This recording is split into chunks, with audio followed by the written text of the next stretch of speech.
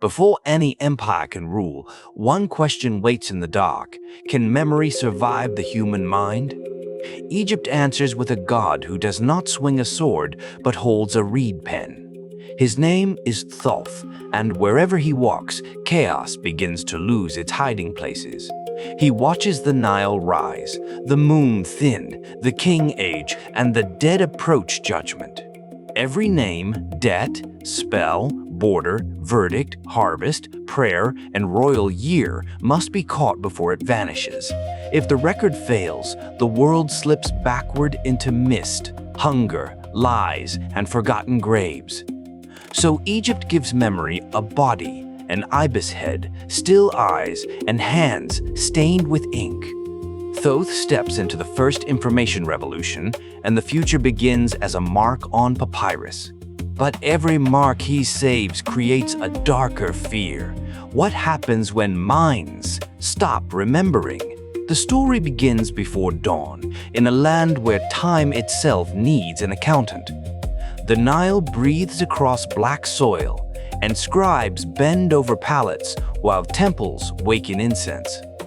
Above them, the moon hangs like a pale seal pressed into the sky. Thoth sits beneath it, calm as stone, measuring nights that no human hand can hold. Priests track offerings, farmers owe grain, builders stretch cords across sand for walls and tombs. Nothing survives by memory alone, because memory trembles when hunger, grief, ambition, and age arrive. A king may command 1,000 voices, but a written year outlives every throat. So the palace waits for marks that can bind power longer than a lifetime. Beside Thoth works Seshat, sharp-eyed, crowned with mystery, counting the years of kings. She measures foundations, guards archives, and catches the empire where stone becomes number. Together, they make rule possible, because Egypt is too vast to live inside one mind. The granaries must know what they hold, the courts must know what they decide, the temples must know which rites return with each moon and each dangerous season. A civilization rises when memory leaves the body and learns to stand outside it. Yet Thoth is no clerk hidden from wonder, because his ledger reaches the gods.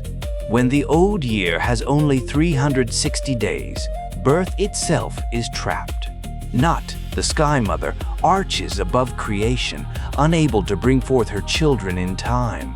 Thoth looks upward, where the moon keeps its silver treasury of light. He plays for time itself and wins 5 hidden days from the lunar glow. On those days, the great children are born outside the old order of the year. Osiris, Isis, Seth, Nephthys, and Horus enter the world through a loophole in time. The calendar changes, and every future festival must obey the record of that impossible victory. Now, Thoth has shown that measurement is power, and power can alter fate. But once time can be counted, every dispute can be reopened before the written page. In the halls of the gods, Horus and Seth pull Egypt toward rival futures.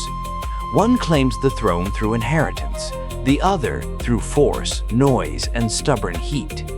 The divine court gathers, but even gods need procedure when desire darkens judgment.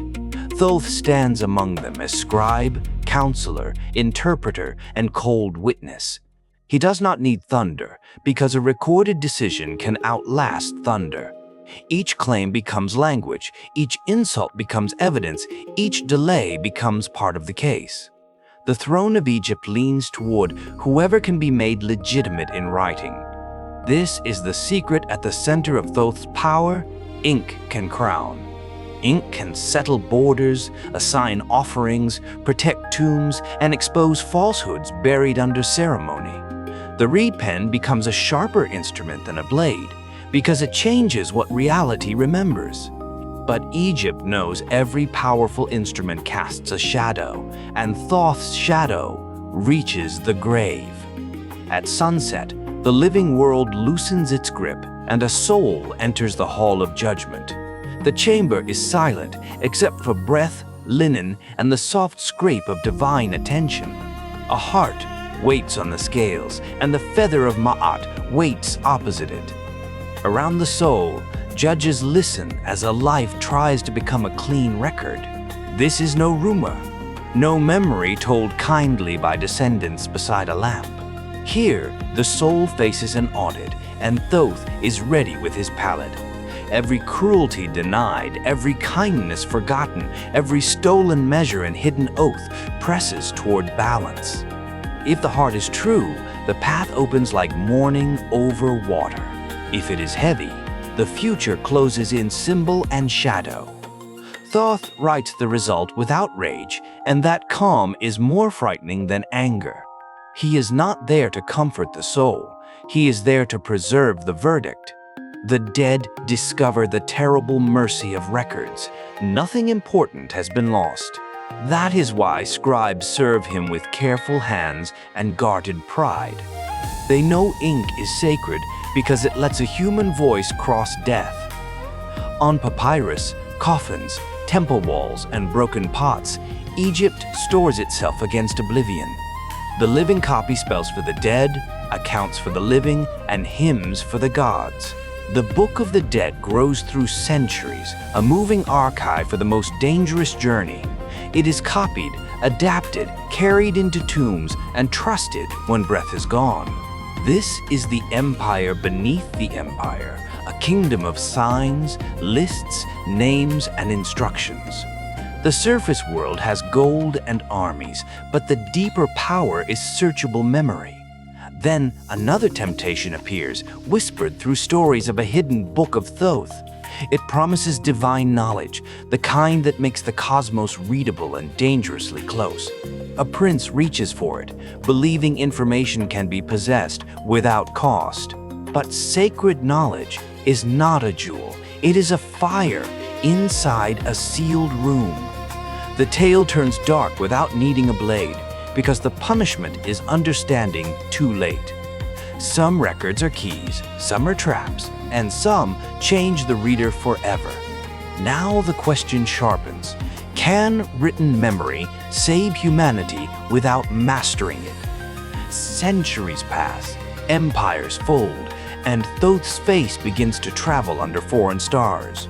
Greeks see him through Hermes, and the scribe of Egypt becomes a voice of hidden wisdom. His imagined writings cross into late antique dreams, then Renaissance studies, then occult hunger. But beneath the robes and candles, the older Thoth remains harder and stranger. He is not a mascot for secrets. He is the god of systems that remember.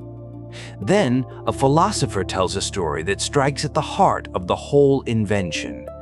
Thoth brings letters to a king and offers them as a remedy for memory. The gift seems perfect, a way for knowledge to live outside the skull. But the king sees the wound hidden inside the cure. Writing may produce reminders, while true remembering withers from neglect inside the soul.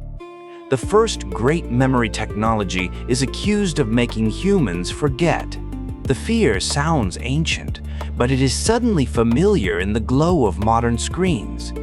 Every search box, cloud archive, calendar alert, and database repeats Thoth's bargain. We save more than any ancestor could imagine, while remembering less with our own minds. The world becomes indexed, time-stamped, backed up, searched, copied, audited, and strangely fragile. A forgotten password can lock a life away as surely as a sealed tomb. A corrupted record can erase a person from money, law, travel, or care. The modern information age is not a break from Thoth's world. It is Thoth's world multiplied until every hand carries a small, glowing archive. We still believe the written mark can prove identity, settle disputes, and outlast flesh. We still fear that the same mark can trap us, expose us, or replace us. In the end, Thoth does not answer by destroying the pen. He keeps writing because a memory kept outside the mind is still a human act. The danger was never the record itself, but forgetting why the record matters. Can memory survive the human mind without making humanity forget itself? Only if Thoth's pen remains a mirror, not a master. And that is why every age that stores its soul in signs still stands before his scales.